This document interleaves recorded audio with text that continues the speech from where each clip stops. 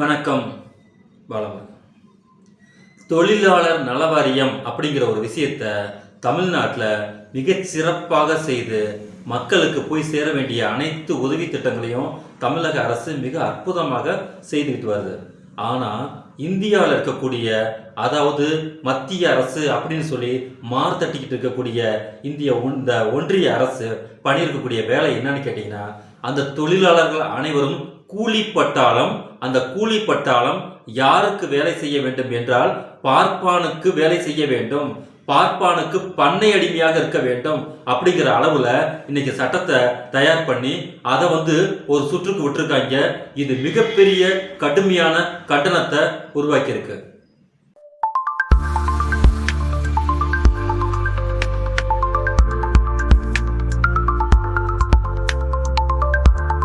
ஒன்றிய அரசின் தேசிய தொழிலாளர் மற்றும் வேலைவாய்ப்பு வரைவு கொள்கை RSS அமைப்பின் நிறுவனர் கோல்வார்கர் எழுதிய நூலான பஞ்ச் ஆஃப் தாட்ஸ், தமிழில் அதுக்கு பேர் ஞான கங்கை என்ற நூல் மற்றும் மனுஸ்மிருதி உள்ளிட்ட ஹிந்துத்துவ சிந்தனைகளை திணிக்கும் கருத்துக்களை நினைவில் வைத்தே உருவாக்கப்பட்டுள்ளது என்று தொழிற்சங்கங்கள் கடுமையான எதிர்ப்பை தெரிவித்திருக்கின்றார்கள்.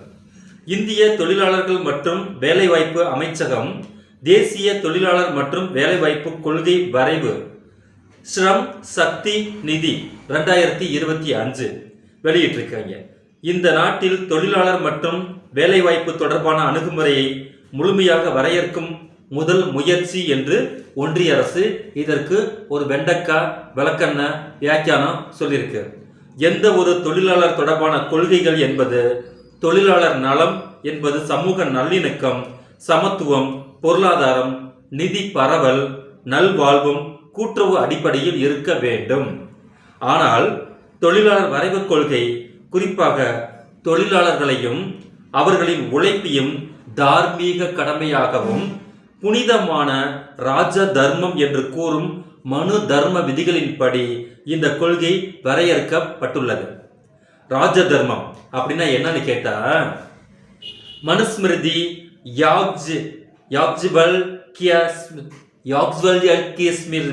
ஏதாவது வாயில் நுழையுதா?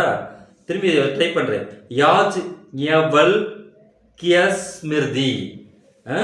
நாதஸ் ஸ்மிருதி, சுக்ரநிதி மற்றும் அர்த்த சாஸ்திரம் போன்ற பண்டைய நூல்கள் ராஜ தர்மம் என்ற நெறிமுறையை வலியுறுத்துகின்றன.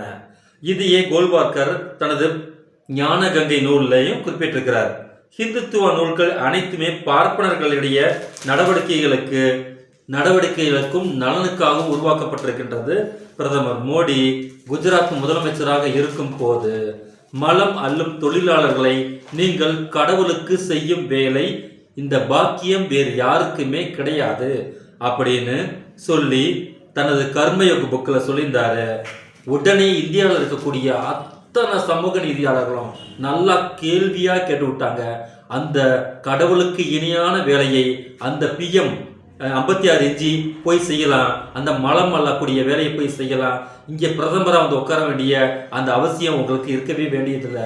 சாகிற வரைக்கும் நீங்கள் மலம் அள்ளியே அந்த கடவுளுக்கு செய்யக்கூடிய சர்வீஸை நீங்கள் செஞ்சு முடிக்கலாம்னு சொல்லி எல்லாம் கழுவி ஊத்துனாங்க. என்ன பண்ணினாலும் நம்ம சங்கி மண்டைகளுக்கெல்லாம் எதுவுமே ஏறாது. தொழிலாளர் வரைவு கொள்கையை முழுக்க மனு தர்மத்தின் அடிப்படையாக கொண்டு உருவாக்கப்பட்டுள்ளது. அதாவது தொழிலாளர் உழைப்பை வெறும் உழைப்பாக பார்க்காமல் விசுவாசத்தின் அங்கமாக கருத வேண்டும். அதே நேரத்தில் அந்த தர்மத்தை நிலைநிறுத்தவும் வேண்டும். விசுவாசம், நம்பிக்கை, உழைப்பு போன்றவற்றை கைகொள்ள வேண்டும் என்று குறிப்பிடப்பட்டுள்ளது.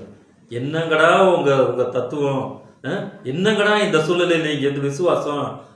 பண்ணை அடிமை தான்டா விசுவாசமா இருக்கணும். நோட்ட நான் வேலைக்கு வரேன், நீ என்ற வேலையை நீ பயன்படுத்திக்கோ, நீ எனக்கு கொடுக்க வேண்டிய கூலியை கொடுத்துரு, உனக்கு எனக்கு இருக்கக்கூடிய டீல் அந்த சாயந்தரம் 5 மணியோட முடிச்சுக்குவோம். என்னங்கடா உங்களுக்கு விசுவாசம்? விசுவாசம்னா பண்ணை அடிமை, பார்ப்பானுக்கு பண்ணை அடிமை, மனு தர்மம், இதைத்தான் சொல்றான். இதன்படி முதலாளிகள் எதை சொன்னாலும் அதனை விசுவாசம் என்ற பெயரில் அடிபணிந்து ஏற்றுக்கொள்ள வேண்டும். தமது கடமையை செய்து கொண்டே இருக்க வேண்டும். இதன் மூலம் தனது தொழில் தர்மத்தினை நிறைவேற்ற வேண்டும் என்று கூறப்பட்டுள்ளது. இதைத்தானே மனு தர்மமும் கூறுகின்றது. பார்ப்பனர்களுக்கு சேவகம் செய்வதற்காகவே சூத்திரர்கள் பிறந்திருக்கின்றார்கள். அவர்கள் பார்ப்பனர்களுக்கு செய்ய வேண்டிய கடமைகளை எந்தவித மறுப்புமின்றி மறு பேச்சுமின்றி செய்ய வேண்டும் அப்படின்னு மனுதர்மம் சொல்றது. மனுதர்ம சாஸ்திரத்துல சூத்திரன் கண்டிப்பாக பார்ப்பானுக்கு பணிவிடை செய்ய வேண்டும் என்று அரசன் கட்டளையிட வேண்டும் என்று கூறப்பட்டுள்ளது. எதுல? அத்தியாயம் 8ல. இந்திய கம்யூனிஸ்ட் கட்சியில் சிபிஐ கட்டுப்பாட்டில் உள்ள அகில இந்திய தொழிற்சங்க காங்கிரஸ் ஏஐடியூசி தொழிற்சாலைகளை கலந்தாலோசிக்காமல் இந்த வரைவு அறிக்கையை தயாரிக்கப்பட்டுள்ளது என்று பயங்கரமாக கண்டனம் தெரிவிச்சிருக்காங்க. வேலை பாதுகாப்பு, வேலை வாய்ப்பு உருவாக்கம் மற்றும் குறைந்தபட்சம் ஊதியம் வரையறை போன்ற மிக முக்கியமான பிரச்சனைகள் இந்த கொள்கையில் குறிப்பிடப்படவில்லை என்பது தெரிய வந்துள்ளது. பண்டைய காலங்களில் பண்ணையன் எஜமான முறை இருந்தது. அங்கு தொழிலாளர்களுக்கு ஊதியம் இல்லை. மேலும் அவர்கள் தங்கள் வேலைக்கு ஈடாக பெரும்பாலும் பொருட்களுக்கு குறைந்தபட்ச கூலியையே பெற்றனர். வேலைக்கு நேரம் என்று எதுவுமே கிடையாது. ஊதிய உயர்வு குறித்து அவர்கள் பேசக்கூட முடியாது. உடல்நிலை சரியில்லை என்றால் விடுப்பு எடுக்க வேண்டிய அவசியம் இல்லை. அவர்களுக்கு அனுமதியே கிடையாது. அவர்கள் வர இயலாவிட்டால் அவர்கள் வீட்டிலிருந்து வேறொருவரை அனுப்ப வேண்டும். அப்படி அனுப்புபவர்களுக்கு பண்ணையில் கூலி கிடையாது. பண்ணையன் முறையில் ஊதியத்தை நிர்ணயிப்பதில் எந்த விதமான உரிமையும் அற்றவர்களாக அவர்கள் இருப்பார்கள். இந்த சூழலில் புதிய தொழிலாளர் வரைவு கொள்கை மூலம் கொண்டு வர முயற்சி செய்கிறது இந்த பார்ப்பன பாஜக. சூத்திரர்களை பற்றி மனுதர்மம் மேலும் கூறுது. 7 வகைப்படுவர். அதில் ஒருவர் விபச்சாரி மகன், தலைமுறையாக ஊழியம் செய்கின்றவன் என்று தொழிலாளர்கள் 7 வகைப்படுவர்னு சொல்லி வச்சிருக்குது. ஒன்றிய அரசின் தொழிலாளர் கொள்கை என்பது மனு தர்மத்தை தழுவியது என்பது விளங்குமே அப்படின்னு இன்னைக்கு ஒரு எடிட்டோரியல் வந்திருக்கு. எந்த அளவுக்கு நம்மளை இவங்க கேலியும் கிண்டலும் பண்றாங்க இந்த 2025ல அப்படிங்கிறத உங்களுடைய பார்வைக்கே நாங்கள் விட்டுறோம். இப்போ நம்மளுடைய தமிழ்நாட்டில் இருக்கக்கூடிய தொழிலாளர் நல வாரியத்தில் எவ்வளவு தொகைகளை மக்கள் மூலமா பலனடைகிறாங்க. அவங்களுக்கு ஜாதி ரீதியான பிரிவுல அட்டை போட்டு கொடுக்கறது கிடையாது. அவர்கள் என்ன தொழில் செய்கின்றார்களோ அந்த தொழிலுக்கு அங்க வந்துக்கிட்டு அட்டை போட்டு கொடுத்து அதன் மூலமாக பணப்பலன்களை அவங்க பெற்றுக்கிட்டு இருக்காங்க. ஆனா இந்த மத்திய அரசு, இந்த ஒன்றிய அரசு சொல்லக்கூடிய இந்த கேடுகட்ட இந்த பார்ப்பனிய மனநிலையில இருக்கக்கூடிய இந்த ஒஸ்டான இந்த கவர்மெண்ட் எல்லா காமாலக்காரனுக்கு பார்ப்பதெல்லாம் மஞ்சள்ங்கிற மாதிரி, இருட்டை கண்டால் இருட்டுக்குள்ள இருக்கிறது அத்தனையுமே பேய்கிற, அரண்டவனுக்கு இருட்டை கண்டால் அத்தனையும் பேய்கிற மாதிரி இந்த பார்ப்பனிய பாரதிய ஜனதா கட்சிக்கு நம்ம ஆளுகளை பார்த்தா, தமிழர்களையும் அந்த பார்ப்பனர் அல்லாதவர்களையும் பெரும்பான்மை மக்களையும் பார்த்தா அவங்களுக்கு இந்த அடிமை பூத்தி தான் நிறைய வரப்போலக்கு. பாராய் மனுகள்லாம் படிக்கிறானுங்களே, இவனுங்க எல்லாமே வேலைக்கு வரணும் துடிக்கிறானுங்களே, இவங்க சமூக நீதி பத்தி பேசுறானுங்களே, இங்க பொம்பளை பிள்ளைகள்லாம் படிக்கிறாங்களே, நம்ம எழுதி வச்சக்கூடிய சட்டம் என்ன ஆகுது?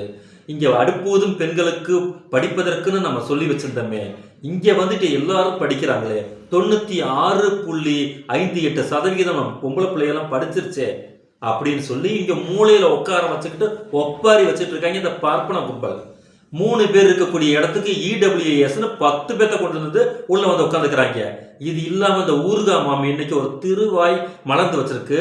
என்னன்னு கேட்டீங்கன்னா, நீங்க எல்லாம் எதுக்குப்பா யூபிஎஸ்சி எழுதுறீங்க? அதுக்கு நீங்க பேச பெரிய பிசினஸ் பண்ணி பெரிய கோடீஸ்வரனாக நீங்க மாறிக்கங்க. யூபிஎஸ்சியில எழுதி கஷ்டப்பட வேண்டாம். ஏன் நாங்க எல்லாமே விட்டுட்டு நாங்க கோடீஸ்வரனா மாறுவோம்? நோவாம பாப்பாரா வீட்டுல இருக்கக்கூடிய அத்தனை பாப்பான்னு பாப்பாத்தையும் உட்காந்துக்கிட்டு 10 சீட் எழுதி வச்சிருக்க இடபிள்யூஎஸ்ல